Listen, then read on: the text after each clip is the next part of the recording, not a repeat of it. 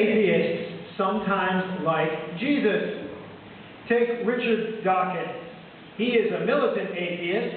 He's a scientist who believes that all the religions are completely wrong. He's written a best-selling book called The God Delusion. And yet, I know he likes Jesus. You see, I read a speech he once made. He doesn't believe in God. He thinks Jesus was wrong about God. But he does honor the radical teaching of Jesus. He calls Jesus a rebel against the nasty parts of the religion of his own time. He says, Jesus publicly advocated niceness and was one of the first to do so. He calls Jesus a charismatic young prophet who advocated generous forgiveness. And Dawkins even suggests a good T-shirt slogan for his friends: Atheists for Jesus. Well, Jesus does have an argument with the religious elders in the story we heard today from Mark's Gospel. He is rebelling against bad religion, as Dawkins said. Some religious leaders then and now make religion about rules. For them, religion is all about externals: the rituals, the disciplines, the customs, the rules, the boundaries.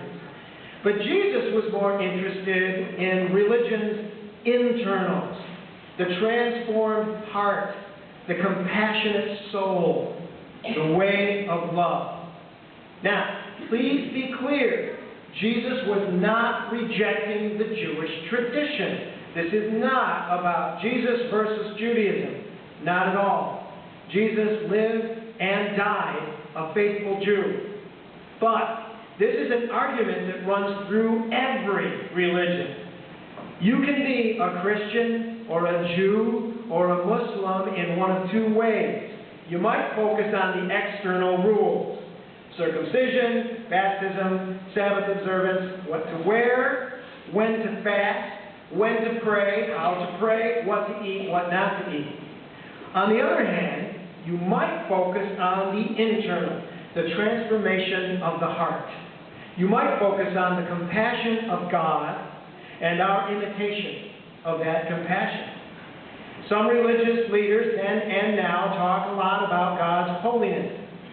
Jesus talks a lot about God's compassion. And that's the argument that is behind today's gospel story. This is not an argument between Christianity and Judaism. It is an argument about how to be Jewish, how to be Christian, even by extension, how to be Muslim. The way of Jesus is the way of the Jewish prophets before him. It is the way of the transformed heart. And it's a new way of seeing and being, a new way to live in the world, to look at the people around us. That's what Jesus was all about. It centers on the God who is compassionate. Once upon a time, a group of people decided they were mad at their church. They didn't think their preacher was tough enough on sin. They thought he was kind of soft. And they thought the rest of the congregation was a little bit too loose on issues of righteousness. So they left. They started their own new church. And of course, this is what Protestants have done for hundreds of years now. Eventually, they got their own new church building, and they got one of those signs out front with the interchangeable letters so they could put messages on there for people passing by to read. Their very first message on this church sign said, "Jesus only." And then a couple nights later, there was a tremendous storm, and the wind blew a few letters off that sign, the first three letters of the sign, J-E-S. And now that sign told the truth about those narrow, self-righteous people. Us only!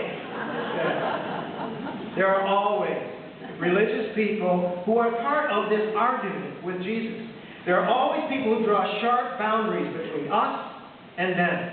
There are always people who make a clean break between who is in and who is out. They are the righteous ones, and the rest are sinners. They want everyone in their religion to be pure, They want their synagogue to be pure. They want their mosque to be pure. They want their church to be pure. But as long as a mosque or a synagogue or a church is made up of human beings, it can never be pure. Our faith communities will not be pure as long as they let us inside. The Church of Jesus can't be pure, but the Church of Jesus can be loved. And the Church of Jesus can be loving. Now, the treasurer and the vestry and the wardens of St. Mark's Church know that I have very poor math skills. They've seen this time and time again. But I do know the difference between two equations. One equation says religion equals rules. And the other equation says religion equals renewal of the heart. I may have poor math skills, but I know which equation adds up. Jesus teaches compassion, not rules. Jesus lives compassion, not rules. Jesus is compassion, and compassion rules. It all adds up to that. Amen.